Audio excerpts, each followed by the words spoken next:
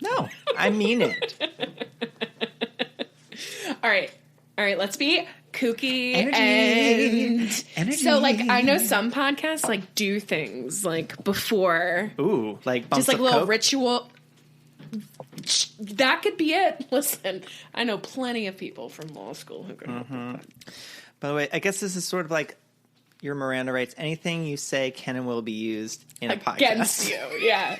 And against you in the podcast. Yeah. Okay. Awesome. So let's want to do our intro. I do. I gotta. Okay. So I Do you want to hear something? Yes. Listen. What? It's just my knees. That's your knees?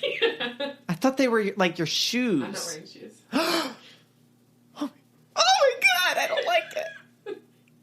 Oh no. I'm so sorry. It doesn't hurt. It's just, as the weather's gotten colder, it's gotten louder. Oh my god. You're a mutant. Add it to the list. It's just like tons of pockets of air where there should be. Oh my god. You are a fucking mutant. A lot of people have a lot of people over 60. Mm-hmm. But a lot of people have osteoarthritis. Not that that's what it is. Oh, my dear. Okay. Oh, right. Hey, everyone. Welcome to Creepy InQueeries. A podcast dedicated to all things creepy, spoopy, and true crimey. With your hosts, Miss... and Kevin. Your friendly neighborhood queers. Let's dive in.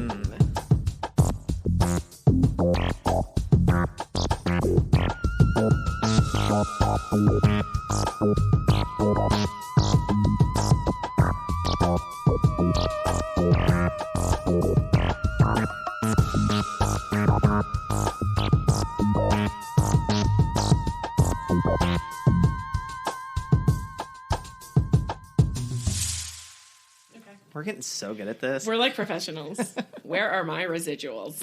I think the first time we did it for the intro was 14 takes, I think. Yeah, well, I was in a weird spot last weekend, so... I was talking about 2 weeks ago. Oh. Last week was like 7 takes, and that was fine. Well, listen, I think it's normal. Yeah. But sometimes you have weeks where you get it once, and sometimes it takes 7 times. Yes. Alrighty, so let's... We're recording. We are recording. All right. So... How was your week? My week was good. Over the weekend, I got boosted. I got my booster. Right. And...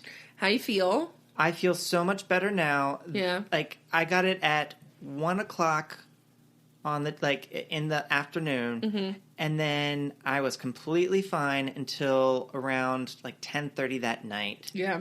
And then I started just feeling super achy. Mm-hmm. And it got worse as the night went on. And I woke up halfway through the night.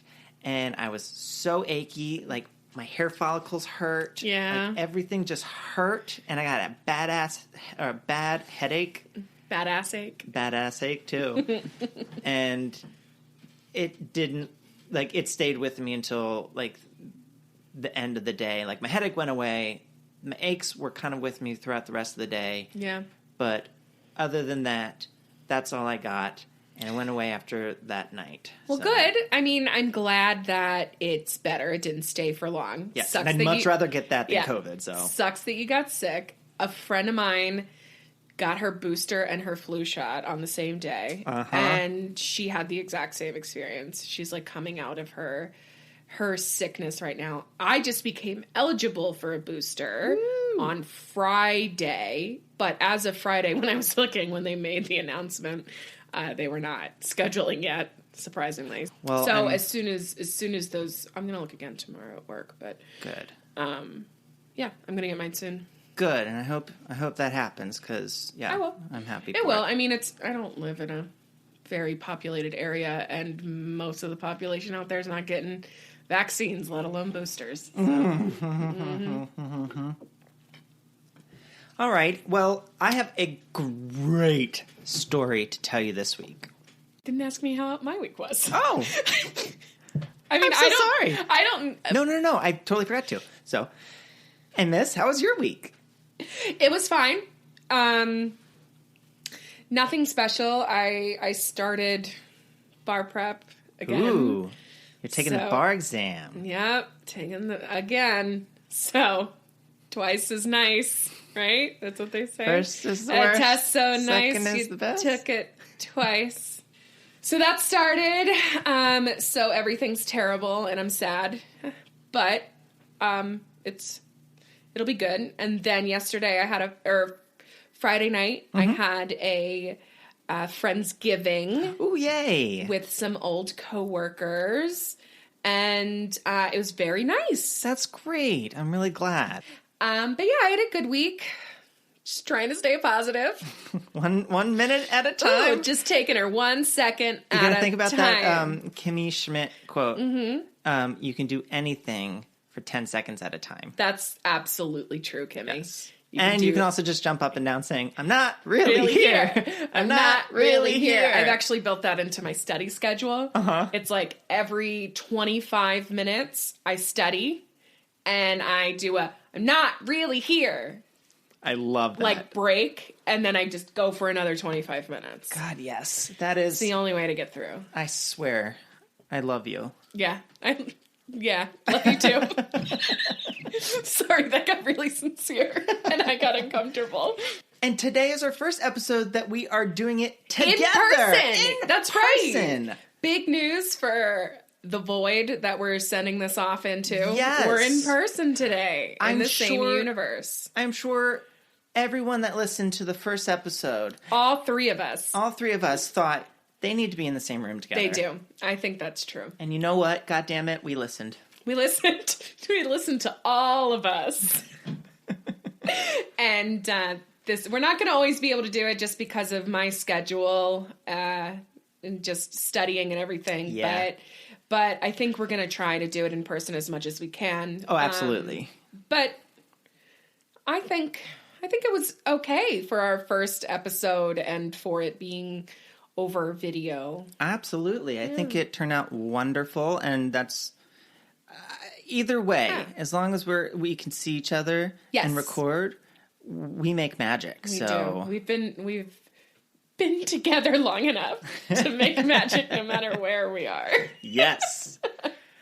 So you want to just dive on in? Sure, we can dive in. Yeah. So since you went first last week, how about I go first this week? Sounds good. I'm just going to it. sit back and drink my soda. Absolutely. You are in for a true crime treat. Oh my God, I'm so excited. Which is like morbid to say. Ooh. But I mean, there's an understanding. We don't think that people being murdered is entertaining. Right. We don't think that murder is fun. However, there is a way to tell a story. Yes. And that can be entertaining. Yes. Otherwise, podcasts wouldn't exist. Exactly. And it's the fascination. And we just know each other and work off of each other, so it's going to be a little silly. Yeah. And it's the fascination of the kind of evilness of the human spirit, too. Yeah, absolutely. I'm trying to like unpack those elements of a story. So yeah, like how a person becomes away. Right. Where does their brain, what hoops has their brain gone through to get them to this state? Always fascinated by things I simply don't understand. So true crime me, bro. I sure will. Sorry, we're going to dive on in. I don't know if you've ever heard of the story I'm about to tell. Tell me. So I am going to tell you the story of the murders committed by Leopold and Loeb. I do know. You do? But not a ton. Yes. Not a ton. I think I read something about it a long time ago. Uh-huh. But I know a little bit, yes. and I'm excited. Good. Okay, lay it on me. Okay. Lay it all right, so let's first talk about the main characters. Let's. We have Nathan Leopold. Lovely. And Richard Loeb. Loeb. So Leopold and Loeb. I'm going to basically refer Lisa to Loeb. them. No. All right, that's all I'm thinking Hopefully about. no relation. Hopefully no relation. I'm going to refer to them as, most of the time, Leopold and or Loeb. Got it. So, starting with Nathan Leopold, he was born in November of 1904 in Chicago to very wealthy parents. Ooh, okay. His parents I read had a net worth of around $4 million in 1904 money, which in 2021 money is around $65 million. Jesus. All right, so they were wealthy. Buku, yes. Buku bucks. He claimed to be a child prodigy. He said he spoke his first words at 4 months old. All right. And he claimed to be fluent in 5 languages. That's much more believable. That's more believable, sure. Prove it, but I'll take your word for it over the speaking at 4 months. Exactly. And he had graduated from the University of Chicago, and he was actually planning on attending Harvard Law. Oh, fancy. But then he kind of did some crimes and murder. So did he? Yeah, that kind of got in the way. Did murders get in the way of his law degree? Yeah. He's not the only one. Ted Bundy, his murders got in the way of his law degree too. And you'll never know if murders got in the way of mine. Mm-hmm. You'll never know. And in my humble opinion, he's not very good looking. Oh. But he considered himself an Übermensch, which in English it translates to Superman. It was like he's too hot to trot. Basically, yeah. It's a Nietzsche term, the philosopher Nietzsche. And it basically means it's someone, or probably usually a man, who is so incredibly smart that they basically transcend the laws and rules of the common man. And morality. A real cult leader type. Basically, yes. Yeah, you have to be a special kind of narcissist. Hubbard type. Yes. All right. So, and then we also have Richard Loeb, born in June of 1905, also in Chicago. I believe they're around a little less than 6 months apart, I believe. Okay. So his parents were also very wealthy. Oh, good. His father was an attorney, and he was a vice president of Sears and Roebuck. Wow, that's a big deal. Mm-hmm. Ooh, I wonder how much drugs you could get out of their magazine at this time, their catalog. You could just get needles. Yeah. What are they called? Syringes. There you go. Get syringes, your morphine, your cocaines. Yes. It's incredible. What a time to be alive. And excuse me, like Leopold, he was also highly intelligent. All right. He actually skipped a few grades in grade school, and by the time he went to college, he was the youngest graduate of the University of Michigan at the age of 17. Okay. He graduated at 17? Yep. I graduated high school when I was 17. All right. It's not that special. That's cool. Good for him. In my humble opinion, he was very dashing and good looking. Ooh, okay. So at least this one looks nice. Yes. All right. Easier on the eyes. All right. He enjoyed tennis, which will come up later in the story. Tennis whites. He enjoyed socializing, and he was obsessed with reading crime novels. Ooh, we like it. And detective novels. Yep. All right, we support it. They both grew up in the affluent Kenwood neighborhood of Chicago. Okay. And they actually lived, I believe, around 2 blocks apart from each other. So, fate. Fate, yes. Destiny. They didn't, as far as I know, they didn't know each other. Well, I think they knew of each other, but they didn't start actually hanging out, and they didn't meet formally until they were 15. Okay. In around the year 1920. All right. They, at the time of their meeting, they realized how many similarities that they had with one another, and in a way, how attractive they were to each other. Oh, okay. In a lot of weird ways. Sexually, but also just mentally. Mentally? Yes. All right. They were both, obviously very wealthy, very highly educated. Thought very highly of themselves. Yes, very arrogant. Nice. Love it. Yeah. So Leopold, he considered both himself and Loeb to be Übermenschen. Oh, they both are. Mm-hmm. Okay. There's even a letter that he wrote to Loeb that he once wrote, a Superman is, on account of certain superior qualities inherent in them, exempted from the ordinary laws which govern men. He is not liable for anything he may do. Oh, well, isn't that a fun caveat? Yes. So listen, we're both super hot, super smart, and because we're hot and smart, we don't have to take responsibility for any of our actions. Not one bit. Yep. So I'm just gonna... That's really a license for someone to be a kind person. Oh, yes. And as they both kind of progressed under this fucking wild idea that they were better than everybody else, they began doing petty thefts and vandalism for the sheer thrill of it, essentially. That's why people steal. Yep. Most people. And on one occasion, they actually broke into a fraternity house at the University of Michigan, and they stole a number of items, including a typewriter, which they actually later used in their most famous case, which I'll talk about in a little bit. Interesting. Stop taking trophies. Yeah. And maybe you'll get caught. And they started doing other things, too. I believe all of their kind of petty crimes started with them cheating at card games. At like college. Counting cards and stuff? I think so, yeah. Well, they're very smart. Yes, and then that all escalated into basically acts of arson.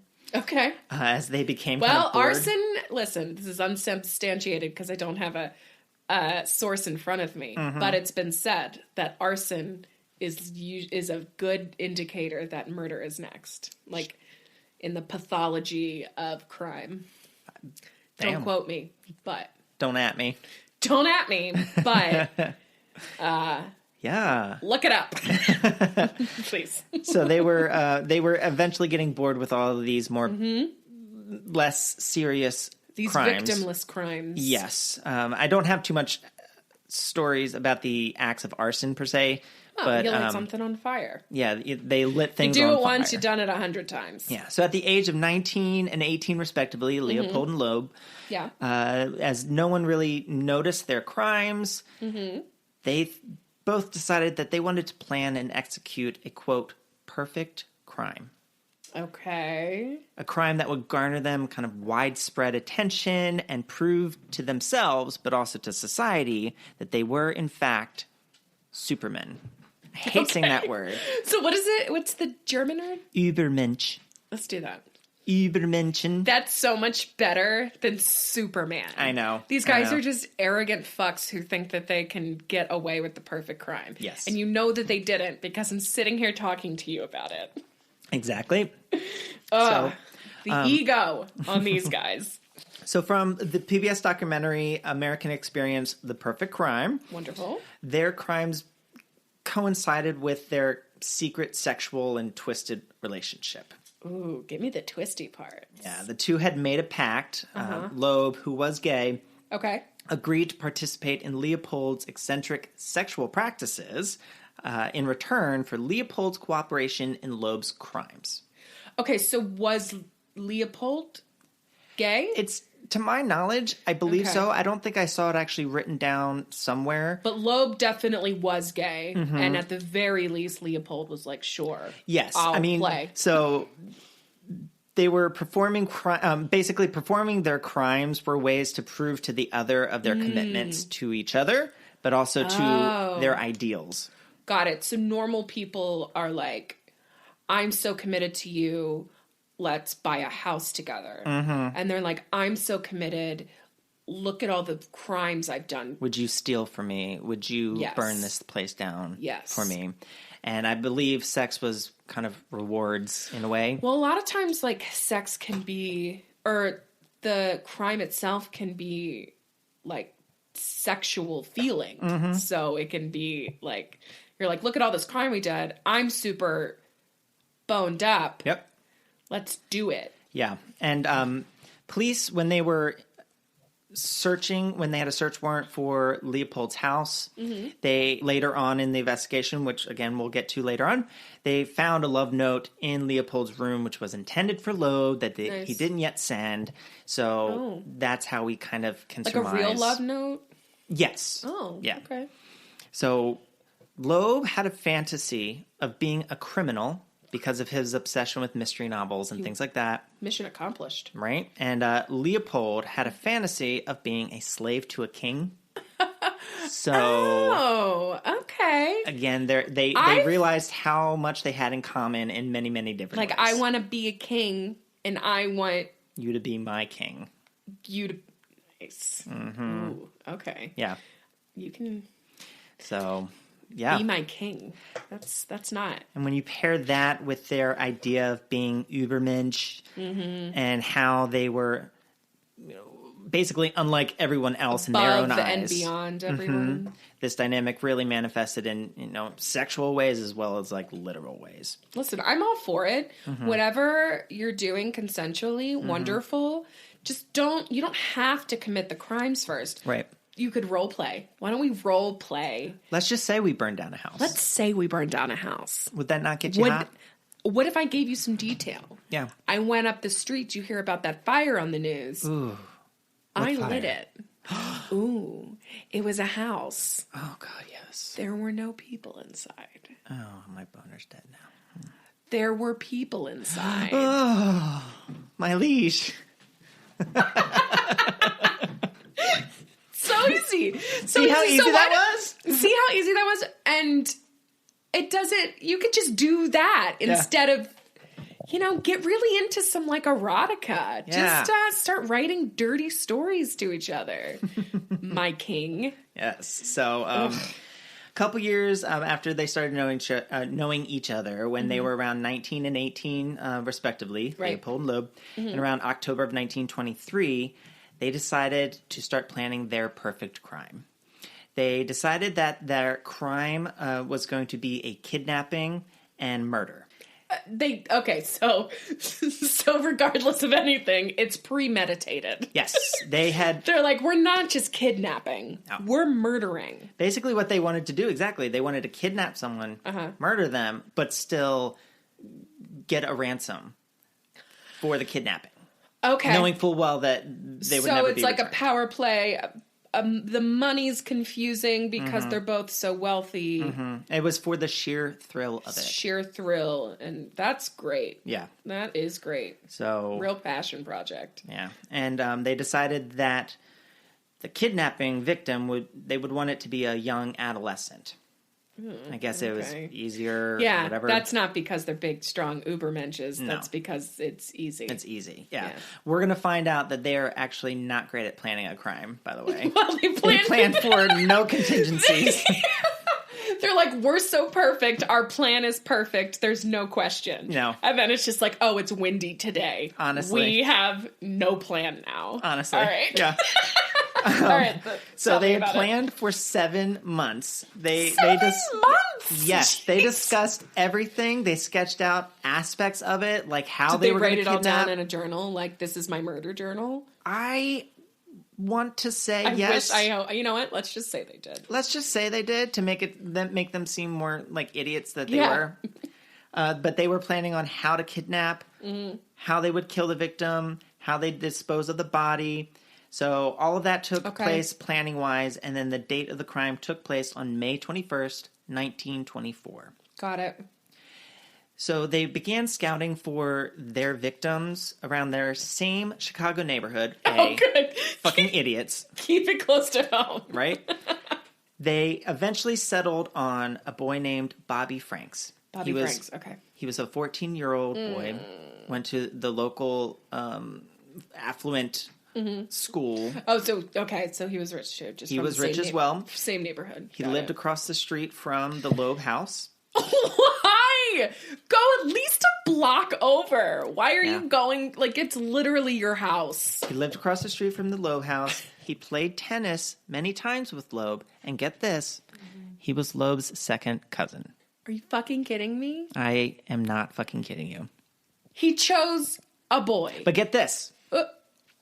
Side note, I found a 2010 New York Times obituary of a famous Hollywood producer. His name was Armand Deutsch. Okay. He had said that he was on the short list of potential victims because he grew up there, he went to the same school, but Does apparently... he know that, or is he just claiming that? No, he claims that, but it's part embellishment, part not. So he said that he was he said he was going to be the victim, but on the day of the crime, he had his chauffeur pick him up early from school because he had a dentist appointment. God, okay. So being rich saved his life. Basically, but not really. But that's what he said.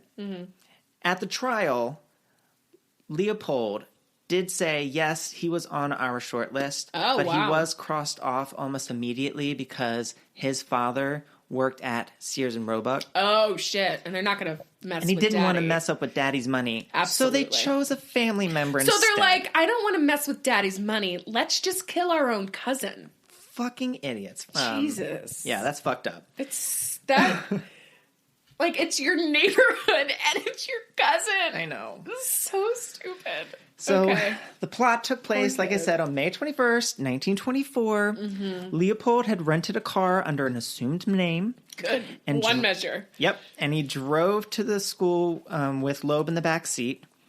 And they basically waited out there for Bobby Franks to leave the school. And Bobby, I guess, didn't have a chauffeur. No, I guess not. But he was walking home. They pulled up beside him. Loeb was in the back seat and was saying, hey, you want to ride? We'll take you home. And he's like, no, thanks. I live 2 blocks right there. I'm good. You know where you live? Yeah. That's where I live. And he said, well, I mean, come on now. Come in. I just got a new tennis racket and I want to like talk to you about it. Oh, this is like instead of like puppies. It's like, look at my new tennis racket. Because they had played tennis together before, and he was excited about it. Sinker. And he's a family member, so he was like, okay, fine, I'll take the Any ride. word on why? Did he think it was weird that it was one person was in the front seat and one person was in the back seat? I mean, no, unfortunately, we don't know anything about That's Bobby's only side. nefarious activity. Yeah. Unless it's like a cab. So he gets in on the front side passenger seat. In the front, okay. Yeah. And almost immediately, Loeb takes out a chisel and starts stabbing him in the head. I'm sorry, it's not funny. I'm just picturing this happening like right in front of the school. Like they haven't even like pulled away yet. Oh, no. They pulled away. They were driving away. Uh-huh. And as they were driving, he starts just stabbing him. Like, we're done with the small talk. Yes. Because that was their plan. They just wanted to pick him up and murder him. So that's what they were doing because they wanted that rush. They wanted that feeling. And they had this all planned out because they were immediately going to drive to the place that they predetermined to dump the body, which was around 25 miles south of Chicago. 7 months of planning for this. Okay. So he starts stabbing him in the front seat, drags him to the back seat. And as he's kind of moaning in pain, of course, he stabs him a couple more times, gags him, which I believe finally kills him. I'm hoping. Yeah. And so he puts Bobby's body on the floor of the back seat because they were stuck in Chicago traffic. Getting out of the city. It's horrible. Horrible. He's a 14-year-old boy that you're related to. Yeah. And it's just like, you're just stuck in traffic now with this dead body. Yep. And it's fucked up. That's so... 7 months of planning, and they didn't plan for traffic. Yep. So on their way out of the city, they were driving south about 25 miles to, where was it? To Wolf Lake. Okay. On their way there, though, they did stop to get some hot dogs and root beer. So what? Their big plan got the little peckish. Need a little treat. Once you've done some once you've done a murder, you get hungry. You get a little hung. You just want a little hot dog and root beer. Yeah. Which, it's not the worst thing I've ever heard. But, I mean, these are rich people. You'd think they'd be above hot dogs. Right. So once they get to Wolf Lake, they removed Bobby's clothing. All right. They ended up pouring acid on his face and his genitals to hide his identification. What? They were going to identify him by his dick? So they couldn't tell he was Jewish. Oh. Yeah. God. Yeah. What? Yeah. That's fucking horrible. Yeah. And they threw his body into a culvert, which is, I think, one of those big kind of cement pipes that drains out. Yeah. Okay. Yeah, so they just threw him in there. And they ended up going back home, of course. So they were driving home once, I think on the way I'm sorry. I don't mean to say that was it. To mean somebody died. But that was it? That was just part of their first part of the plan, yeah. Like, so they just wanted the actual act of killing. Because they killed him on the way to the dump site. Yeah. Yeah. All right. So when they returned to Chicago, it was nighttime. Word had already started spreading about Bobby's disappearance. Leopold called Bobby's mom. His aunt? No, Leopold, he was related to Loeb. Right. Okay. So Leopold called Bobby's mom and told her that his name was George Johnson and that Bobby was kidnapped, and they demanded a ransom for his safe return, and instructions would be sent shortly. Great. Yeah. They spent the rest of the night cleaning up the rental car of the blood. Oh my God, it was in a rental car. Yeah. That was a piss poor move. Yes. They stabbed him. They're fucking idiots about planning a crime, by the way. Listen, I don't want to help anybody out, but poison. Yeah. Use some poison if you're going to do it in a rental car. I know. That's messy. And these are rich boys. They don't know how to clean anything. No. In 1924. Jesus. Rental car. Yeah. So the ransom note demanded $10,000, which is around $150K in today's money. Fine. It was pre-typed even before Bobby was chosen as a victim. Didn't have his name on there. Good. Yes. Listen, they're planners. Yeah. It was pre-typed on the typewriter that was stolen. They both stole? Yes. Got it. But as smart as these fuckers thought that they were... Yeah, Uberman. They did not plan for any contingencies. Just like so stupid. So when Leopold called the Franks' house for the second time to give them further instructions, Bobby's body was already discovered. Oh! It was the next morning. Oh, that's fun. Someone found the body. And they didn't know that his body had been discovered. No, they were not. So they're still playing ransom. Right. But as smart as these fuckers were, that they thought that they were planning everything... They did not plan for one damn contingency.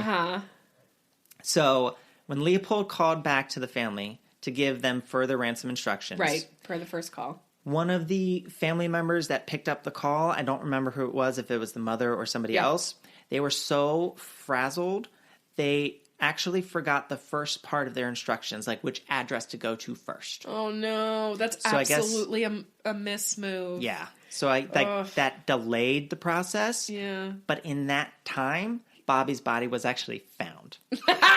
What? Yes, he was found. Please, sorry about that laugh. I'm just saying, like, they're calling. So they call this woman so frazzled, but they don't know that the body's already been found? Not yet. Nope.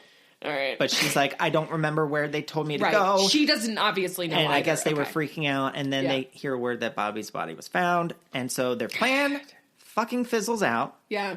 And then, and then basically they abandon the rest of their plan and go about their life as if nothing happened.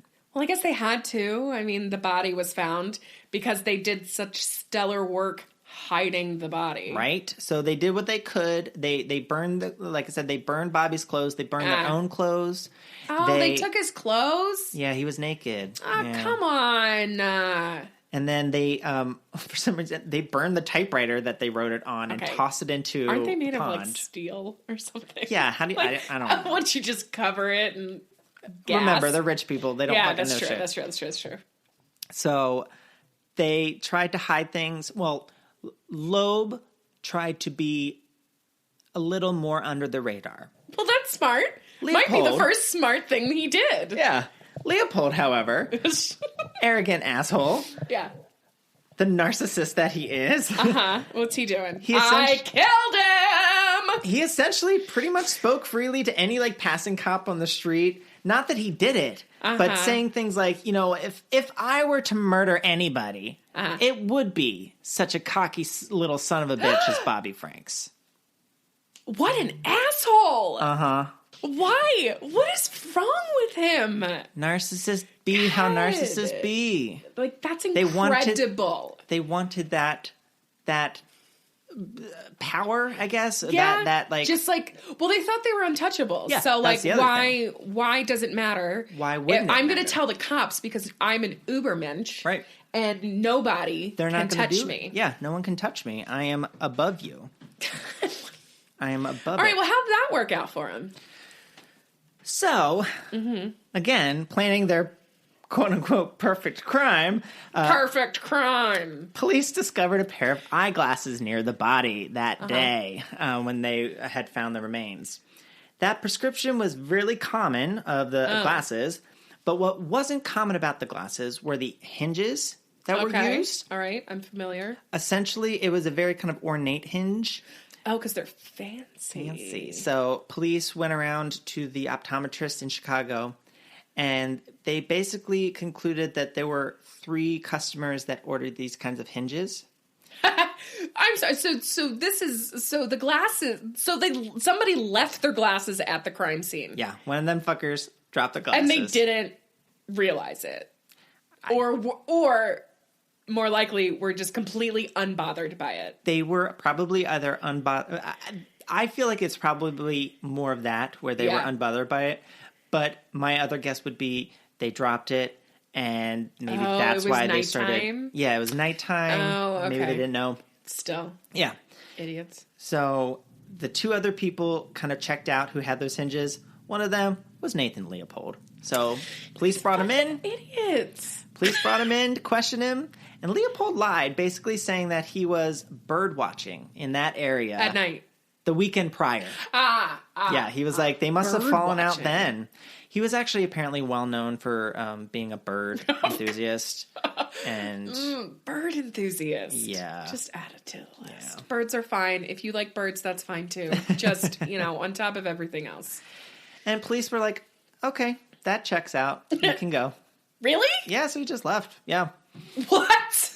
But about a week later, in early June 1924... incredibly rare glasses were found on the body. It couldn't possibly be from the murderer. Not possibly. Not this rich boy. Well, that's the thing. That's the police had they weren't on their radar at all. They were thinking these are 2 wealthy, affluent, smart kids. They couldn't be murderers. Yeah. So yeah, it did take them a while to kind of figure that out. Yeah. And so about a week later, in early June 1924, the pair actually were formally brought in for questioning. Wow. Because of Leopold's behavior during the investigation and Loeb's connection with Leopold, of course. Okay. So when they were brought in to do questioning, they had search warrants for their home, which is when the police found the love letters to them to each other. Right. So, again, homosexuality in that time was also frowned upon. So they were like, oh, these fucking deviants. God, they killed someone, and they could have just told everyone they were gay if they wanted to go to jail. Yep. So they, the story they both gave to the police was that on that night for their alibi was that they were 2 dudes driving around in Leopold's home car, his actual car. Oh, not his home car. Yes, his family's car. They were driving around that night trying to pick up girls to have sex with. Cute. That's what... And police were like, you dumb fucks, we just found your love letters. You're gay. You're gay. They're just not in the loop of, the incoming information. They're like, we're still trying to threaten the mother when news breaks that the body was found. Shit. They're just like, no, we didn't kill anybody. We're just 2 heterosexuals out on the town. Heterosexuals. Just trying to find some ladies. And they're like, we found your, sex to each other. Sexts. Sexts. Yeah, early version the earliest sexts to each other. So police were none convinced. And on top of that, at trial, Leopold's family chauffeur testified saying that no, indeed, that car was being serviced that night, so they couldn't have possibly been driving. God, you can't even trust the chauffeur. They couldn't even get their goddamn stories right. They are so fucking stupid. It's fucking the arrogance and ego on these assholes. Yeah. God. Okay. Yeah, Jesus Christ. So And then police also later recovered the burned typewriter that they tossed in that little pond. What? The typewriter that had a little insult to insult to insult. It just had a little soot on it. Yeah, they're like, did somebody try to burn this hunk of metal? So Loeb was the first one to confess. He stated that it was all Leopold's idea, and Leopold was the one who killed Bobby in the car, and Loeb was the driver. And then, okay. I didn't murder. I just drove the murder car. Right. Obviously. And then soon after, Leopold confessed basically the opposite happening, which is, I think, what actually happened. Okay. It was Loeb's kind of idea. Leopold put it into practice or put it into place. Right. Leopold drove the car, and Loeb was the one It was their plan. So I could explain the legal theory of accomplice liability and conspiracy. Yeah. But no, so basically, both of their crimes. Yeah, and so basically, the dumb fucks, all of their circumstantial evidence was corroborated by their confessions. So anyway, so... They spent 7 months planning! 7 months, Kevin! Yes. Oh my god, this is so bad. So at their trial, they had hired a famed defense attorney, Clarence Darrow. Oh, okay. Yeah. I've heard of... Okay. He was the best defense attorney money could buy, of course. Yeah. Leopold's family, Loeb's family were there. Cheering their boys on, I'm Yeah. sure. And so... What about the cousins? Were they there? That's a good question. I don't remember reading that or seeing that in the documentaries and I'm stuff. going to take a guess and say they probably weren't there. No, I think they were. They were just sitting behind the prosecution. That's where they were, just staring at their cousins on the other side. Just like staring at the people. Like, your son killed my son. Yeah. So, Thanksgiving's going to be weird. So at the trial, they ended up actually confessing. Okay. And pleading guilty. Oh, they're probably like, we're fucked, so let's take a deal. They pled guilty. Yeah. They had testified that they were driven by the sheer thrill of it. Their delusions... Okay, you didn't have to be that honest. Their delusions of Übermenschen ideology and their aspiration to commit the perfect crime, which they... Like, why? Failed completely at. Like, you didn't even come... Like... Perfect. Yeah. This is why perfect isn't real. But Leopold, he admitted his interest in learning what it would feel like to be a murderer and was apparently disappointed that he felt the same as ever after the murder took place. So he's a psychopath. More than likely. So, like, he didn't get the rush he was expecting, but he also didn't feel bad about it. Right. And during the trial, Leopold and Loeb were arrogant. They were snickering Shocker. most of the time. Are you serious? Oh, yeah. And I believe on the stand, God, Leopold said rich kids. that he felt as much remorse for the murder as, quote, an entomologist feels pinning a beetle to a board. So... Describe my face. It's a pretty face, but you're slack-jawed. I'm... Blank stare. So... Oh, fine. All right. Yeah. I guess. Fine.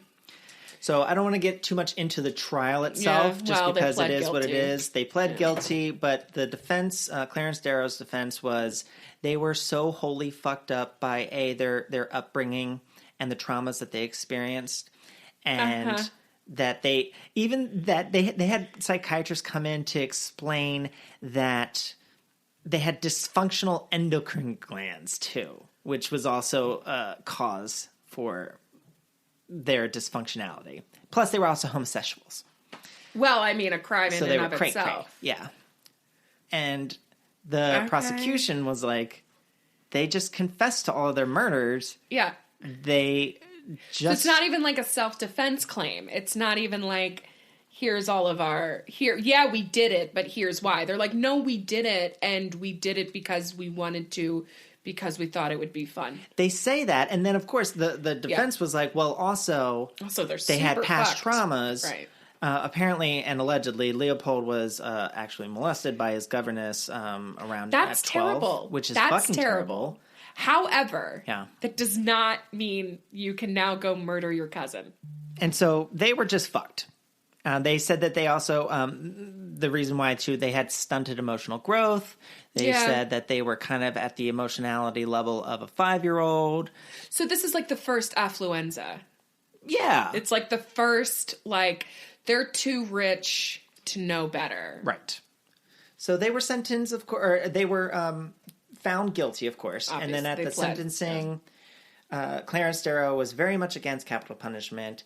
He fought very hard to keep them from the gallows. I can't argue with that. Me neither, and I'm with that too. And everybody deserves... Sounds like he's a good attorney, to be honest. Yeah, and it was also, I believe, his last trial before he retired. Oh, wow. So it was one of those, closing arguments where he, gives it his all and all that shit. So it worked. The judge sided with not giving them death by hanging. Not based off of kind of morality. Well, actually a little bit. They said people hit their age shouldn't be hanged. Well, fine. Yeah. I don't think anybody of any age should be hanged, but sure. So the boys were both sentenced to life in prison for the murder, plus 99 years for the kidnapping. Okay, fine. Leopold would later write a memoir from jail called Life Plus 99. Creative. Right. It's just your sentence, Leopold. Yeah. So the trial is a whole other story. You can totally read more about it. I think that's actually the parts that I know about. Yeah. Well, because it's me. Because it's you. Yeah. But, so Loeb actually died in prison in 1936. Wow. They were sentenced in 24. Yeah. He was actually killed by a fellow inmate who claimed he made sexual advances to him. Oh, gross. That's probably He was true. attacked. Yeah. He was attacked with a straight razor. Yeah. And he was actually cut from behind. His neck was cut from behind, and he was slashed over 50 times. Jesus. But the inmate went on trial for the murder, but was later acquitted as he claimed self-defense. Gay panic. Gay panic, bitch. Yeah, fuck that. Listen, I don't feel bad about the 50 slashes. Yeah. But why don't we never use gay panic as an excuse for anything? Yeah, so Loeb died earlier on. Well, I mean, it's not like he had a lot to live for. Right. Or, he was just going to be in jail. Yeah. And Leopold spent only 33 years in prison. Okay. He was paroled in 1958 after his memoir, Life Plus 99, was published, which everyone and their mother thought was his way of, image rectifying or whatever. Just this is what really happened. I'm not just a spoiled brat. I'm a whole person. But apparently the memoir itself did not talk about the murder or his childhood at all. It was his life a jailhouse memoir? It was a jailhouse memoir because he did a lot of stuff with beefing up the jail school and the education system there. Since he was incredibly smart and stuff, he did a lot of work to do education. He taught classes. He did all other things. So I love that. Yeah. I mean, it doesn't change or doesn't rectify. Excuses crimes, it doesn't touch the crime. Right. He was paroled though, so yeah, I mean, listen, that's different. 33 years out of a life plus 99 sentence, so what's the minimum there? Life plus 99? Because normally when you're sentenced, when you hit the minimum part of your sentence is when you're first evaluated for parole. I want to know. I think this was the life is 25. I think so. Yeah, his last parole was. This was his last attempt at parole, or apparently. This was the last shot. I think so. Oh, okay. He had tried many times before that. So it's I'm not a spoiled rich boy anymore. I teach prisoners, inmates. Yeah. So Leopold ended up moving to Puerto Rico after he got out. He was smart.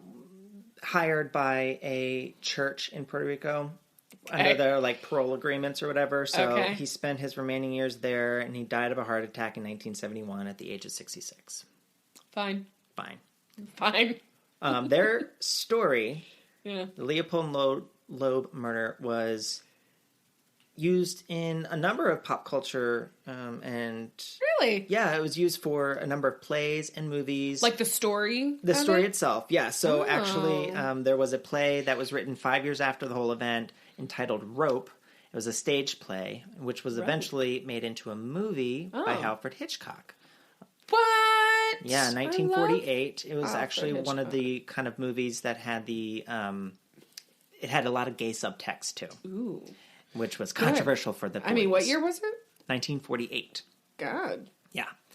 A book was published in the year 2020 titled These Violent Delights, which is also loosely based on the story. I read the synopsis of it. Better than Rope. Yeah, better than Rope. I don't even get what that's a reference to. There was no rope involved. And interestingly, that 2002 Sandra Bullock movie starring Ryan Gosling and Sandra Bullock, Murder by Numbers, is very loosely based on the Leopold and Loeb murder. Is it? Has no homosexual undertext. No, they ruined it. Yeah, but it's the whole dynamic of the lovers, the dominant and subordinate. Yeah, they weren't any lovers or anything, but they were straight dudes in high school. But they planned the perfect crime. Oh yeah, I did see that. That's right. He was young. Yeah. He was confusing. So it's been, obviously as soon as I talked about it, you're like, oh, I've heard of it. So I did not know most of it. Yeah. I knew that they were like involved sexually. I knew that they were like wealthy. Mm-hmm. I didn't remember the part about the cousin. I didn't that the victim was the cousin. Mm-hmm. And I didn't know he was killed in prison either. Yeah, I didn't know any of that. Actually, Ben, my fiance, had suggested I look into it more. Oh, really? Yeah, and I was so glad he did, because I was like, this is A, perfect story, Ben, for our podcast. Yeah, it really is. And B, it's just a fascinating story. Yeah, it is. It's definite. It's really weird, because it's not just like, all right, we're going to go murder someone for money. Mm-hmm. Like, because we're poor and I deserve a better life. Right. So I'm going to kidnap this boy, and if they don't give me my money, then I'm going to kill him. Yeah. This was like, I have so much money that normal things bore me. And I've done all the crimes except murder. Mm-hmm. So I'm going to do the ultimate thrill. And they felt nothing. Nothing. And he bragged about it. They bragged about it, and it was a terribly planned crime. I know I've said it so much. They did it from their neighborhood. 7 months. They killed something in a rental car. Across the street, a rental car. They did it in the messiest way possible. They dumped the body terribly. Just placed the body like in an open area where it was very easily found within like 12 hours. And they left the glasses there. Your stupid fancy boy glasses. Your stupid, I'm so fancy you can't handle me glasses. Mm-hmm. And, officer, if I'd have done it, I'd have killed someone just like him. Right. Kept his fat mouth open. Good, because, they were made caught. It so much easier for the cops. I mean, they made it incredibly easy. Yeah, it's just... these supermen. Ugh. Supermen. Ugh. Thanks, Kevin. That was really good. Thank you. That was a really good job. I'm glad you like it. One of these days... One of these episodes, I want to get a story where you've never heard it. I mean, I look forward to it. Yes. But I'm well-versed. I know you are, which is why I just have a personal goal. I can't wait. I'm sure next week it'll just be like, do you know the story of blah, blah, blah? And I'm like, no, I've never heard of it. Well, that goal's done. Yeah. So, Miss, I believe you have a story to tell us. I do. Ooh, okie dokie. And I'm excited about it. You've probably heard about it. Okay. But whatever. Don't care. I was looking for something that happened in our home state. Ooh. Yeah, I couldn't. I mean, there was obviously a ton, but it took me a while to figure out what I wanted to actually do. Uh-huh. And I settled on the Exorcism of Roland Doe. A.K.A. Robbie Mannheim, a.k.a. Roland Hunkler, a.k.a. Roland Hunkler. Hunkler. It's Hunkeler. Hunkler, yeah, Hunkler. yeah. Okay. Do you know him? Is this, may I ask, the inspiration to The Exorcist? It, in fact, is. But I don't know anything about the original. I just know the movie. Yeah. So a lot of it is surprisingly true, not true, but supposed to have happened. Lay it on me like a lead bib at the dentist. Yes, sir. Okay. So, like I said, he's referred to in a bunch of different ways. And the reason for that is the Catholic Church didn't want to give out his identity. So he's most commonly known as Roland Doe or Robbie Mannheim. That's how he was mentioned in the priest notebooks in their notes. Okay. And but sources believe that his real name was Roland Hunkler. It's not. It gets stuck in the back of your throat. I mean, no disrespect. No. Okay. So hasn't he been through enough? So I'm gonna refer to him mostly as Roland or whatever. Yeah. We believe he was born around 1935. Okay. Heard of it. To a German Lutheran family, which I thought was interesting because exorcisms belong to the Catholics, not the Lutherans. And I did look it up. Lutherans not into exorcisms. Interesting. Yeah. So I don't know where he was born because every source I had just referred to that he was born into a German Lutheran family. That's rude. But so I don't know where. It could have been in Germany, and maybe that's why. But by the time our story starts in 1949, the family was living in Cottage City, Maryland. Where's that? Never heard of it. I'm gonna look that shit Cottage up. City is basically on the eastern border of DC. Okay. All right. It's 15 minutes drive southeast from College Park. Oh, okay. So near the University of Maryland. It's in Prince George's County. Yes, it's in Prince George's County. A lot of shit goes down there, apparently. Yeah. And at that time, he was an only child, and he lived with his parents and his Aunt Harriet. And he was very close with his Aunt Harriet, and she introduced him, and she was a spiritualist. Okay, I like that. Yeah, spiritualist. They were popular in the late 1800s, early 1900s, and they believed communication with spirits of the dead was possible, usually via mediums or seances. Yep. Seances, very cool. Yes. Very into it. But sadly, Aunt Harriet died when Ron was 13, 14 years old. And he was very affected by it. Not long after Aunt Harriet dies is when this story really starts. A few weeks later, I believe, he starts experiencing really weird shit. There were odd noises. At one point, vases were flying across the room. Other objects were levitating. Furniture was moving on its own. And Robbie reported hearing scratching sounds coming from the floor and the walls. And I just have to say, that's probably the scariest part to all of this. Just sitting in a room and hearing the walls scratch. Scritches. Yeah. And then his bed would suddenly move on its own. Casual. Just moving on its own. So the family was reasonably upset. There was a lot of weird stuff happening to the kid, and they didn't know what it was. And I think it's important to note that this wasn't a case where this was a super religious family and that they thought that it could only be a religious answer. They were religious. They were Lutherans, but they first went to a doctor. They went to doctors and other non-religious professionals before a scary Catholic exorcism.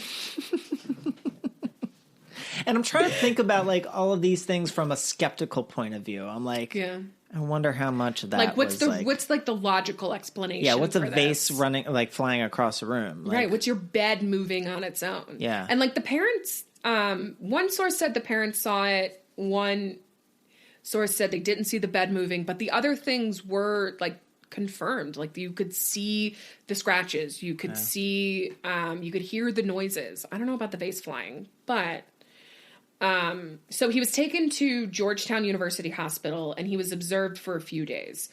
Doctors didn't see any sign of any diagnosable issue. They discharged him without a diagnosis. And then his parents... doctors, yeah. Yeah, and then his parents took him to psychiatrists. He took meds. Nothing seemed to help him. And no one was able to offer an explanation for what was happening. It was just weird shit that there was at the time, no medical explanation for. So after everything failed, they went to their Lutheran minister, and he's the one who actually recommended going to visit the Catholics. Wow. This is above my pay grade. Yeah. You need to check it up to the crazies. Yeah, this is like, it's like your mom sending you to your aunt and uncle's house, aunt and uncle's farm for the whole summer because you were acting like an asshole at school. So, like, you're getting sent to, like, the stern aunt and uncle. But, yeah, so the Lutheran minister, whose first name was Luther, so you know it's legit. Luther the Lutheran, yep. Yes. So they recommended, and the Catholics were thrilled to have them.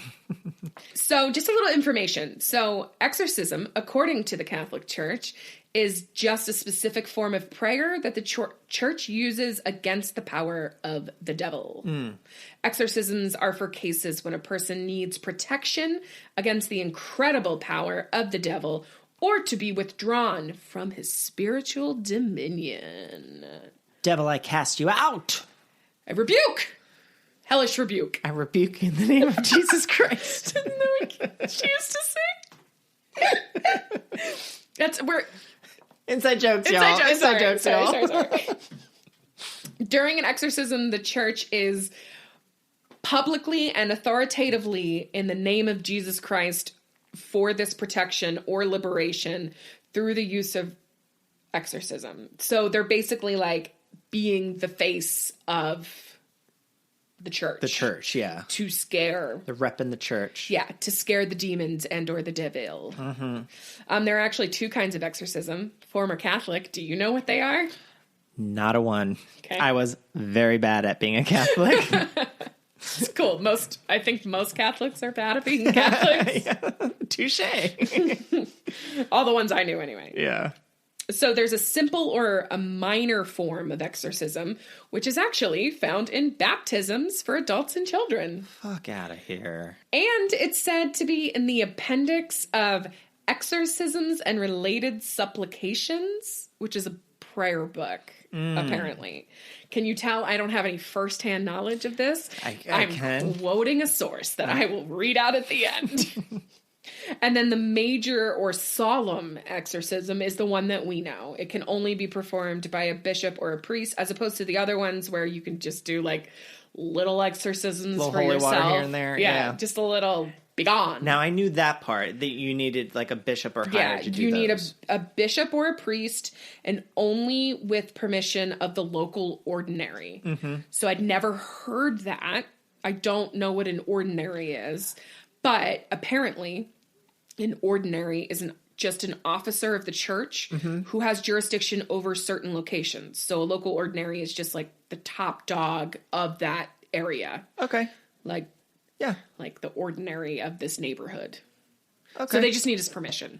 I'm trying to think of that in like legal terms. Like it's not like a state prosecutor. It's not like a district attorney. Well, I mean, it's like, so I live in Pennsylvania, so I don't know how it is here, but the districts in each county are set up, like there's districts in each county, and there's a judge, a lower court level judge assigned to each district. So it'd be like the magistrate of a part of this county would be like the legal equivalent. Okay. Be like you went to like the district court judge and you're like, hey, do I have your permission to perform this exorcism on a child? And they're like, so granted.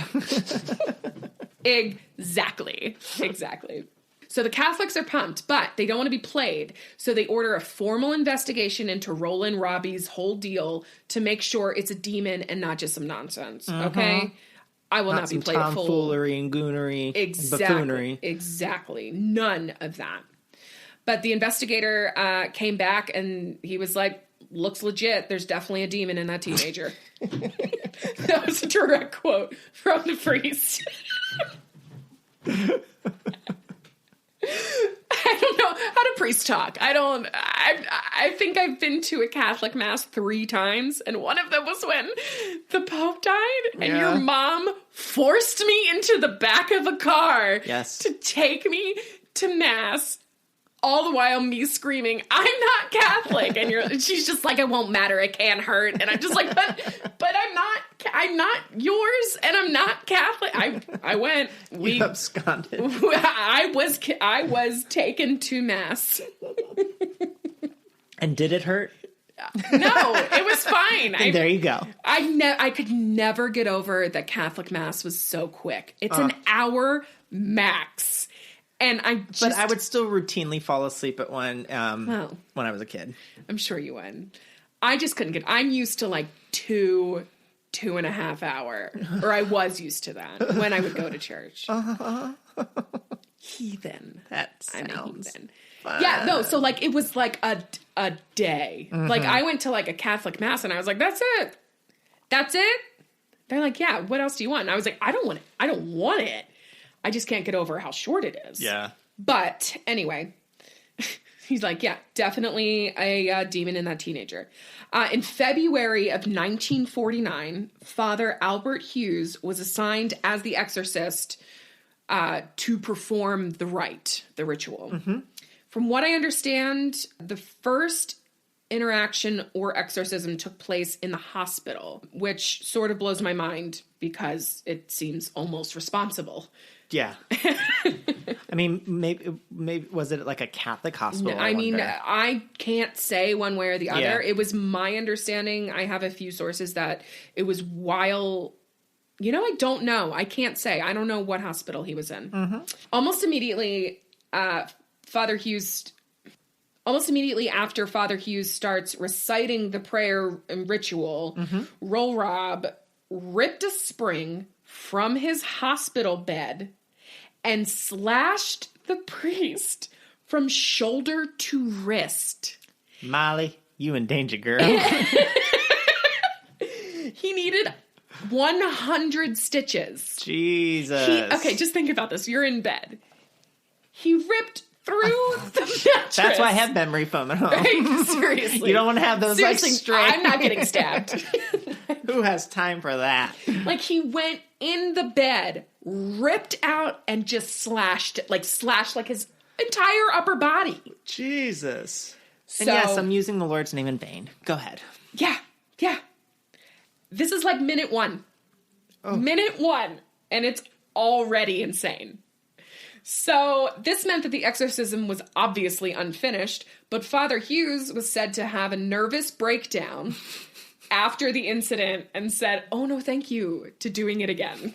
Weak. I honestly can't say that I blame him now that I have 100 stitches from shoulder to wrist, just like almost cut in half by a possessed child. Spritz some holy water on it. Get back to work. You have a job to do. But a few days later, Roland was covered in red scratches once again. One was said to have been in the shape of the word Louis or Louis. Roland's mom was certain that this meant they had to go to St. Louis to save their son. So Louis was seen in the scratches, like Jesus is seen in toast. And they're like, mom's like, oh, God, obviously. How did we miss this? No, that just means that the devil is a Judy Garland fan, all right? Absolutely, that's exactly what it means. Clang, clang, clang with the jelly. I just want a big cowbell. It's like, clang, clang, clang. Okay, so mom was like, yeah, we got to go save our kid. We got to go to St. Louis. It also happened. They also had family in St. Louis. Uh-huh. And so it was kind of convenient. They're like, let's go stay with we have family somewhere else. Let's go see them. Mildly convenient, yeah. Mildly convenient. Then the Catholic Church transferred Rob, is what I'm calling him. That's good. Roland. Rob. Yeah, Rob. To the Alexian Brothers Hospital. Who? Alexian. It's Alexian. Alexian. Okay. I don't know. It sounds Catholic, right? Honestly, I mean, it's brothers, right? I guess, yeah, fraternal or brothers, or friars or brothers. Yeah, I don't know. I'll explain. Yeah. A little difference. Yeah. Because I don't know. So yeah, the Alexian Brothers Hospital near St. Louis, Missouri. And Father William Bowdern was assigned to perform the next exorcism, and he had 6 other priests to assist him in case Roland got stabby again. Oh. One of the other priests was Father Walter Halloran, which actually he is pretty... He's pretty? No. Wasn't he in the movie? Wasn't he a character in the movie? I don't remember the names of the characters. Me neither. And one of the other priests was Father Walter Halloran. Fathers Bowdern, B-O-W-D-E-R-N? Bowdern? Bowdern. Bowdern? Yeah. Bowdern and Halloran were in charge. They were Jesuits, which is confusing to me. Yeah. Because I thought Jesuits and Catholics are similar, but not the same. But I looked it up. They are the same. The current Pope Francis is a Jesuit. Oh. Well, okay, so here's something I found. They're more like hippie, like, I could be completely wrong. So, I looked it up, and it said a Jesuit is a member of the Society of Jesus. So, which is a Roman Catholic order of priests and brothers. Right. So, just a different flavor of It's a different Catholic. sect. Yeah, it's a subcategory. But they have their own leader. So, it's interesting that the Pope is a Jesuit because they have... Their leader is called the Superior General. Yeah, I just remember he's called the Black Pope. He was the first Jesuit that was Jesuits made are a pope. Catholic. Yes. Well, obviously, the Pope is Jesuit. It's all right. None of this makes sense. Yeah. But like the leader of the Jesuits is called the Black Pope. And never has I gotta be black. Well, I looked it up. There's never been a black Pope. So it's just like the Jesuits leader. And I couldn't figure out if the Superior General like reported to the Pope or if he was just like his own guy. It doesn't matter. Anyway, so the exorcism was done by Jesuits. Okay. This time the exorcism took place in a home on Roanoke Drive in St. Louis, Missouri. The exorcism started in early March 1949 and lasted almost 2 months. Jesus. During the day, it said that Roland was calm and quiet, but at night, the priest noticed the same strange happenings as in Cottage City, Maryland. The scratches, the bed moving violently. This time, the priest's fathers... I don't know if there's a difference. Priests, fathers, I use them interchangeably. They're interchangeable. The boy... This time, the priest noticed that the boy was in a trance-like state, and he made sudden outbursts of, like, guttural screams and objects flying across the room. And the priest also noticed he would react violently when he saw sacred objects. So, crucifix, Bible. Your typical exorcism stuff. Like you would see in a movie called The Exorcist. So every night, the priest resumed the exorcism. I don't know why it was only at night. I don't know. They just let him rest all day. And I'm like, why are we mixing up schedules? Why not do it during the day and rest at night? I think the devil's stronger. Yeah, I honestly think that's probably it. That's my I'm yeah, sure that would be my take. Everyone will tell me that I'm wrong, but it's fine.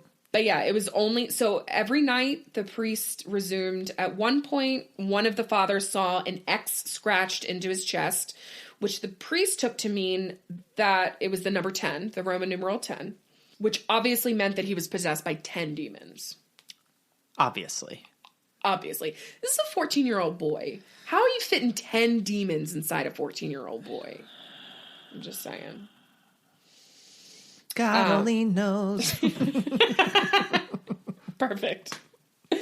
On March 20th, Roland's parents stopped the exorcism and took him for more serious treatment again after he urinated all over himself in bed and started screaming and cussing at the priests.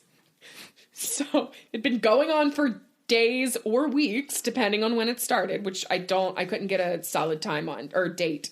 But now he's like, oh, he's peeing the bed. I guess maybe we should really take him back to a doctor. Yeah. Yeah. Good parenting, yes. Yeah. Well, they're trying. They're trying. Yeah.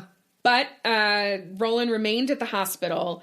But on April 19th, the Monday after Easter, Roland woke up with seizures and yelled at the priest, Satan would always be with him. Satan will always be with me.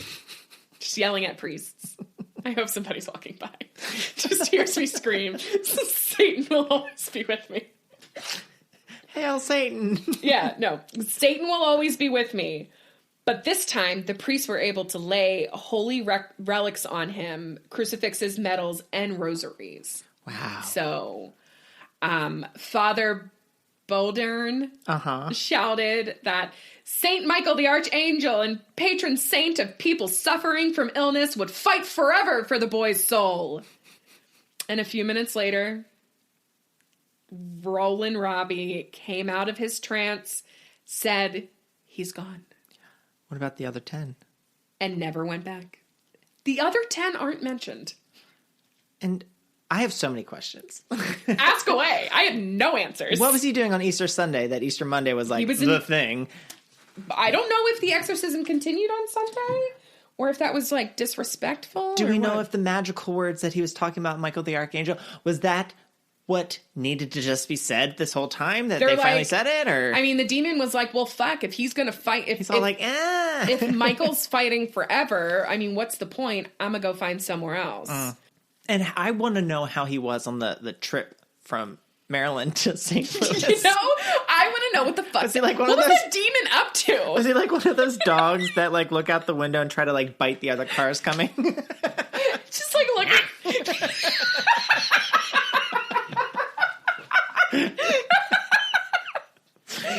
That's what I want to know. So, like, this demon got a paid trip to St. Louis, Missouri. All expenses paid. Rent. He lives rent free. They're like, gee, thanks. He's like, really? St. Louis? Did they take him? Oh, the arch wasn't there at the time, but that would have been funny if they took him up to the arch. I don't think the arch was there yet. They didn't mention it anyway. But yeah, so that was it. Roland said he's gone, and the demon never came back. And he claimed to not have remembered any of the events of his exorcism. That was months long. Yeah. The only reason we know about this story is because of the movie The Exorcist from 1973. Yep. But the only reason the story was used for the movie was just one short Washington Post article from August of 1949. It didn't really get any press at the time. It was just this one article because it was news. Like, there was an exorcism in Cottage City, which is right near DC. So, but William Peter Blatty, B-L-A-T-T-Y? I mean, Blatty? Wrote the fictionalized version of the events in a novel, which later became the story for the movie. Father Bouldern even agreed to provide details of the events of Roland's exorcism so long as Roland Doe, his real identity, remained a secret. Well, that didn't take place, did it? I mean, to be fair... At the time, I'm sure. No, to be fair, honestly, I mean, his identity's never been confirmed. So it's entirely possible that his name was not Roland or Robbie or any of the above.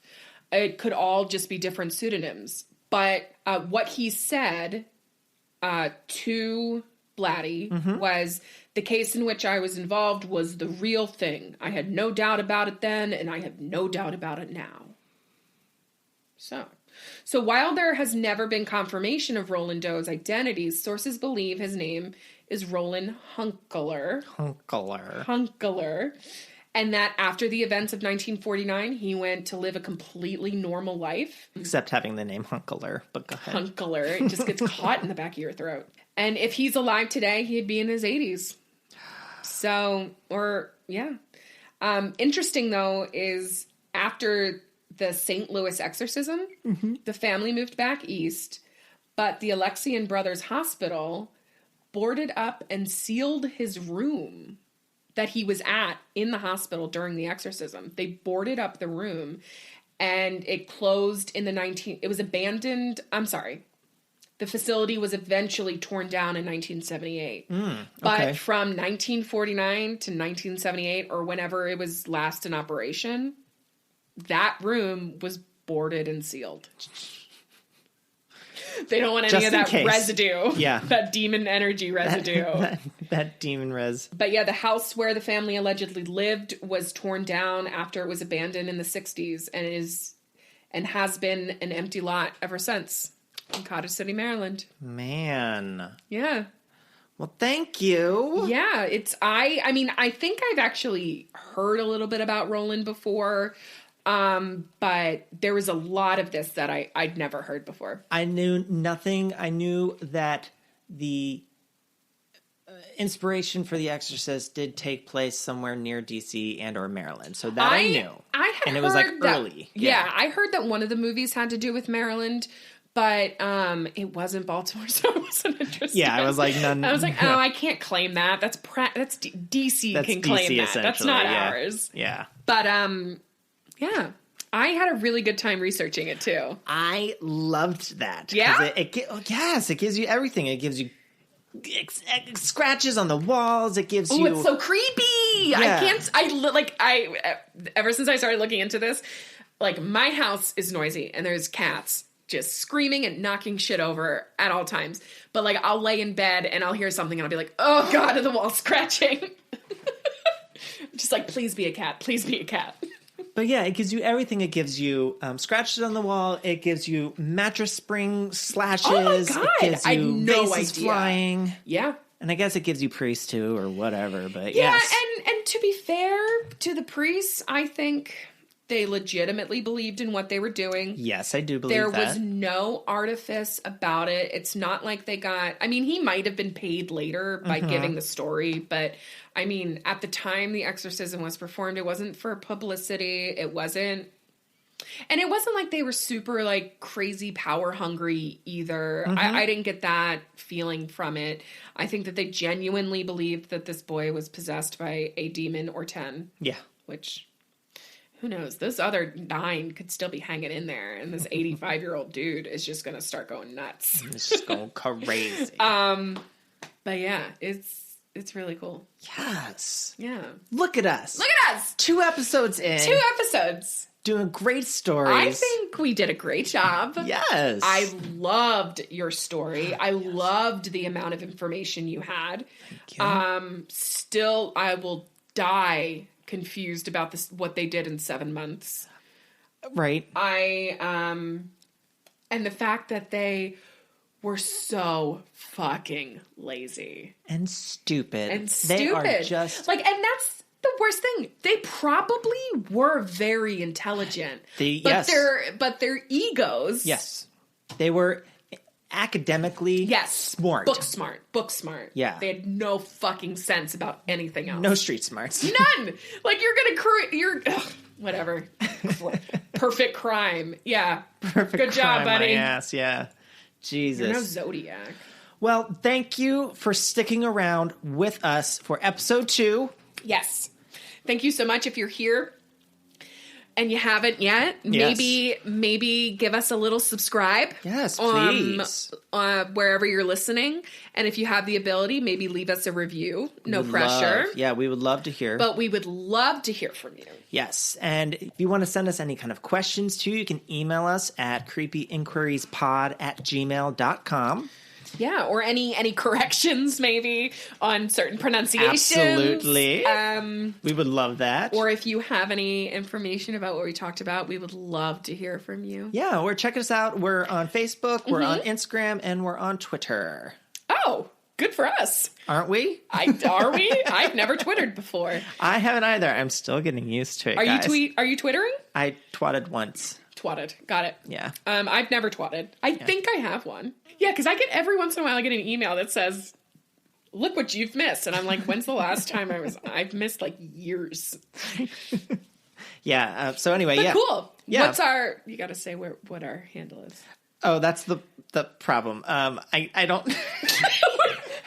Have we not created it yet? No, you can only have 15 characters for your handle. So for Twitter, Creepy InQueeries doesn't fit. Just creep queer. Just creepy queer. But I believe you can still search for us. We are still listed under Creepy InQueeries Pod. Yeah, on Twitter. Right, because your handle isn't necessarily that can be changed all the time. Your yes, name, yeah. So right? You could still search for us. Yes. So once we figure out Twitter, yes, follow us there. Absolutely, we'll get the hang of it. But thank you for sticking around. We love you. Yeah, really. Thanks for hanging out.